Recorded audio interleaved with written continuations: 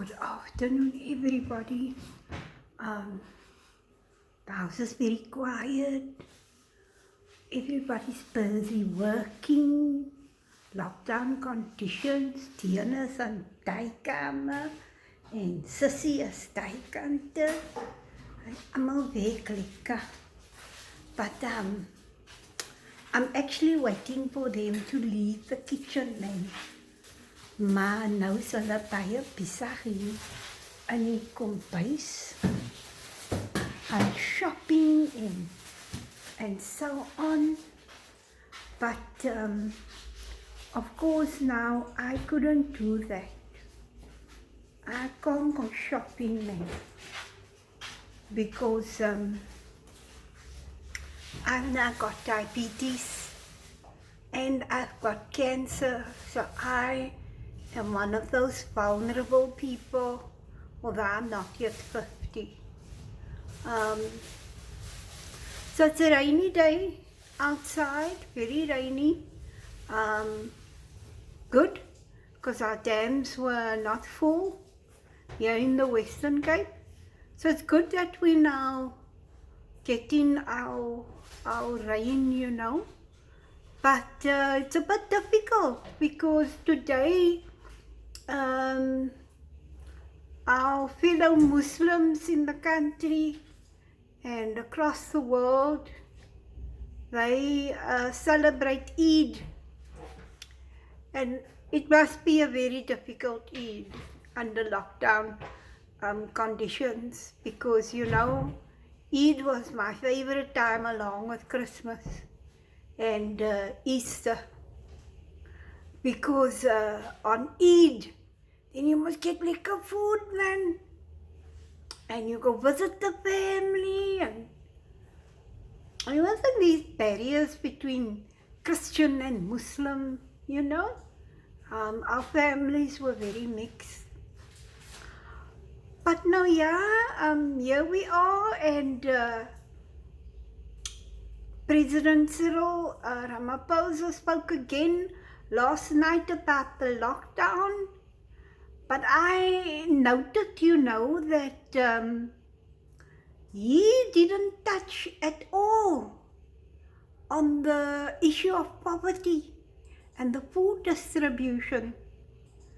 And if he did en ek het nie geluister nie, then, you know, then it wasn't a lot that he spoke about in terms of the lockdown and the food distribution. And, you know, I was so reminded this morning about the food situation. Because, you know, on Eid, now this is where you can't fail the Muslim community. On Eid, those people will cook pots and pots and pots of food for the people.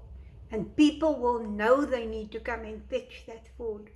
So, you know, this thingy that we think that feeding the poor is something that has come just from today. No, long ago people have been feeding, you know, and it's just a matter of people don't come out and say, oh, I'm feeding that family, and oh, this is what I do. No, people just go on and do their business and do the feeding.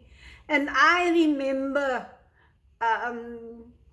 in our home, I grew up with Muslim foster parents after my parents died. And I remember the big pots of food that used to be made over the fire, that Kaba used to make just before Eid, that used to go away to feed a lot of people. So yes, President Ramaphosa spoke very little about the food distribution. And here on the ground, you pick up, you know, from people, from organizations, and, you know, from people who are standing and waiting for their food, some of the challenges they're experiencing. When you're used to getting food and all of a sudden you don't get food because somebody else had to get the parcel. So, we all worried about the sustainability of the food distribution. And we don't seem to realize that when people don't have food, what does hunger do to people? What is the extent of hunger? And we don't bear that in mind, that hunger is actually a form of violence. And so today's episode that I'm wanting to focus on, and let me just welcome all the new members who julle raak nou baie. You are a lot now, and now you're not going to be out of hand. Ek sê maar net, I'm just saying, no? And so for me, I want to talk about structural violence and poverty as a form of structural violence. And very often people don't realize that when there is no food and when children have no access to food, they don't realize that that is a violation of the human rights and constitutional rights. The right to shelter, the right to food. So we don't always see hunger through the lens of violence. And when we do so, see it through the lens of violence, we speak about the lazy people, die wil nie werk nie. Those people who don't want to go and work. The people who are scurrying for food, scouting for food. The people who are breaking in. So we don't realize that in terms of violence and structural violence, we don't always realize that poverty breeds. In itself it is violent, but it breeds further opportunities for violence. So we can see violence and poverty in very different forms of violence. We can see it in its physical form. When you're driving past and you see that auntie with that child on her back, and some of us joke about it. Yeah, I ken my jokes from she rented a crowd. She rented that child in order to get money. Yeah, we say those things. And I'm not saying that it's wrong or right. I'm just saying that people go through extraordinary lengths to feed themselves, to get access to money and to buy food. So we don't always recognize that sometimes it's a systemic form of violence. When we read on the news, when we read the newspapers and when we follow on TV, we hear of Sasa that was late again with the money. And when the children must get their bursaries from NASPAS at university, and they don't get it, and they go hungry. And then we hear people, young girls looking for blessers to buy them clothes and food and travel. Then we become very quick to judge people. But we don't say the system is violent when it comes to food and food security in our country. Here in the Western Cape, we will rather stop people from hawking, stop people from trading. We take their fruits off, We take the benches they made and the pot planters they made, because we don't want them around on our streets where the tourists are. So they can rather starve at home than earning a living and a decent living wage by making something out of whatever craft they do. So we've heard President Cyril speak about the harsh conditions. Mr. President, the hard conditions has to do with poverty, inequality, social injustice. And that breeds further forms of violence. It's not going to end after the lockdown. It will continue, Mr. President, if we don't address the levels of poverty in our country, if we don't address the levels of hunger, if we maintain the blame game. They're lazy, they don't want to work, they are worried about the foreigners who are taking their jobs, but they don't want to work. We need to rethink, we need to revisit and figure what we are going to do around the issue of poverty. And you know, from a feminist perspective, a lot of researchers, a lot of academic people, a lot of feminists will speak about the feminization of poverty. Yeah, it's a lang woord, lekker woord. The feminization of poverty.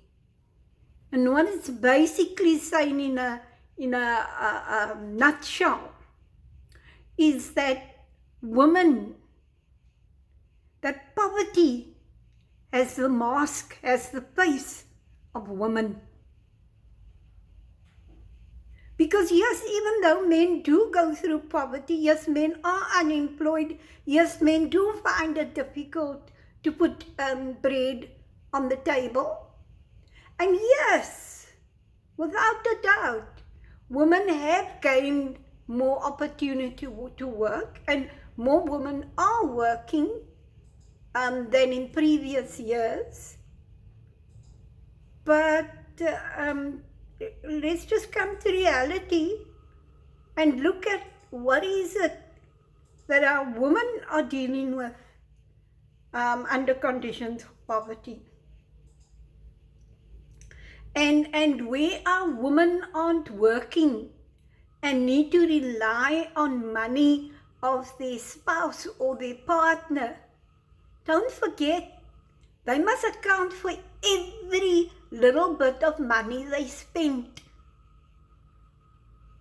So, you know, when we look at intimate partner violence and we look at gender-based violence, we mustn't put it in a silo, because it's far more than just the gender base. There's the issues of poverty, structural violence.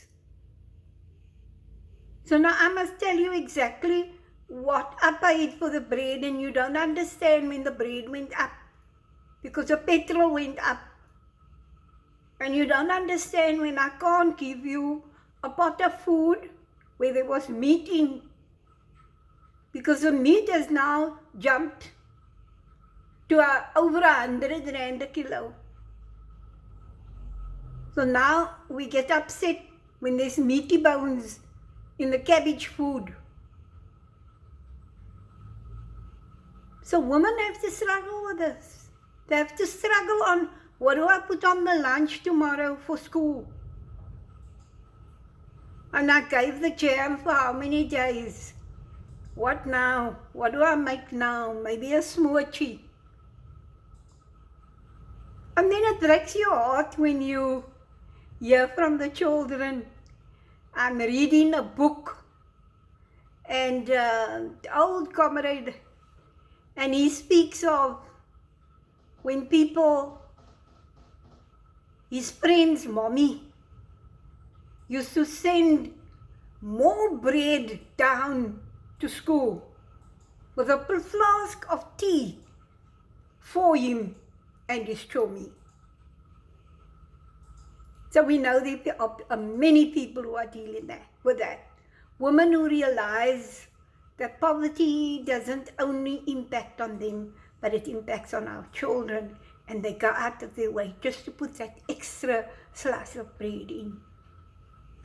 And undoubtedly, when our children go back to school, there will be those people who are still there, who are still supporting the issues of children that are going back to school and that are not fed.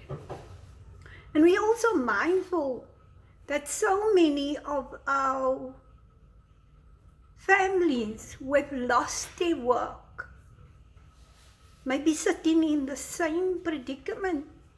So you know, very often we think poverty, and then we think, oh nee, dis die Delft mense, and that's the Salt River people, and that's the Noon people. In other words, it's the Black African people, and it's the black colored people. But no, some of us are very wealthy. Yes, some of us can cope better. But poverty doesn't know a name, doesn't know a race, doesn't know an economic status. Yeah, you shocked? But you know, sometimes we see this middle class and upper class family, the bourgeoisie, and we think they are coping with their money, and they're not, because they are so debt-ridden that they don't even have food on their table. So poverty doesn't only reach certain racial groups and the unemployed and the ones who don't have a skill to, you know, find a job. They're not employable.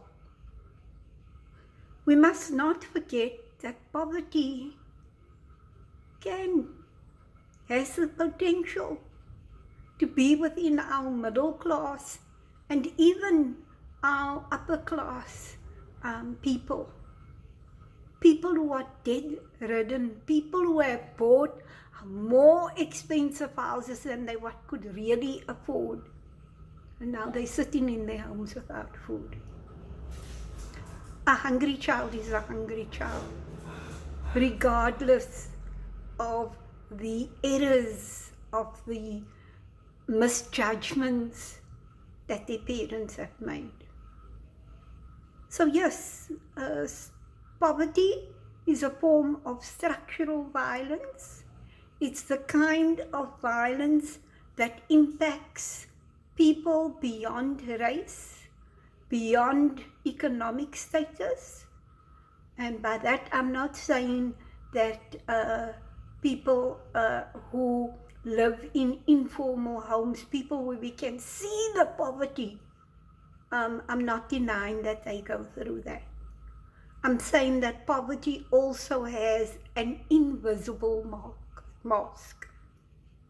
You don't know what's going on in somebody's purse, in somebody's home, but they're driving that swanky car. So this is how we also normalize poverty. This is also how we generalize poverty. And when children go to school hungry and they stay there for the day and they've not mentioned it to anyone, let us not forget, this is how they normalize poverty. They become accustomed to poverty. And so it always used to amaze me when people knock on the door and give them food, and they tell me, Auntie, dis nou vir 2 aande. Auntie, this is going to be for 2 evenings. Hoekom? Why? No, I can't eat too much. If I eat too much and then tomorrow when I don't have food again, and then, so now I ration myself so that I can have enough again. And these are the coping mechanisms that people are resorting to. And so I'm so grateful because I can't go out given my illnesses. But I'm so grateful for those people who are cooking today. Moreover, I'm so grateful to the many Muslim families who I know are braving this wind to go and cook as they normally do every Lebaran. Every Eid they will give to those who don't have. So how do we deal with structural violence and poverty? What violence prevention strategies would we use to end violence? The violence of poverty, of people being hungry. Two things come to mind. Education, one, and two, commitment. Commitment, a lekker dose of commitment. Don't sit there and say, I'm poor, I don't have an education and I can't raise myself out of the situation, firstly. It's got to start with you. Violence prevention, ending violence starts with each one of us. So as long as you have yourself and your hands and your mind and your legs and your willpower, we can look at how we address unemployment, joblessness, unemployability. Lang woord, no? Long word. But what does that word mean? It means then when we don't have the skills, when we don't have the expertise and the attitude to work. Unemployability. It's not about you just going to varsity, getting a degree and getting a job. Although that is what we want to aspire to as one of the solutions to poverty. But it's also about how do we take control over our situation? How do we reflect on what are our talents? What can we do? Can we bake? Can we make pot plant holders out of the crates? Where are our talents? What are the skills we have? Because we've all been blessed with some form of talent. We all have been blessed with a purpose in life. And it's not a purpose for us to turn to crime. No, it's not. It's a plan to prosper us and not to harm us. So we can't look, once again, as I've mentioned early on in the earlier vlogs, we can't look at one form of violence and not attach it to the interconnectedness of other forms of violence.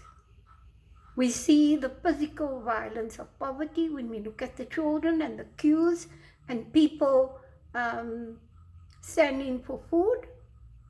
But we also know that a lot of people won't talk about what's going on in their home, even middle class people.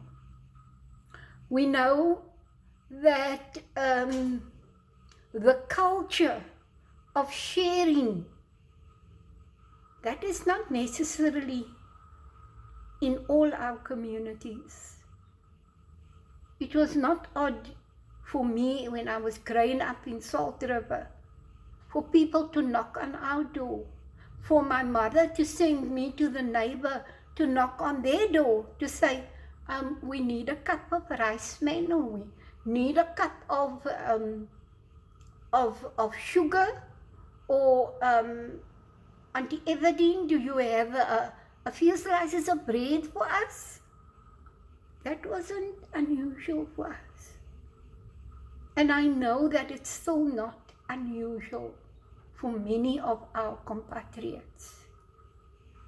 But together we can.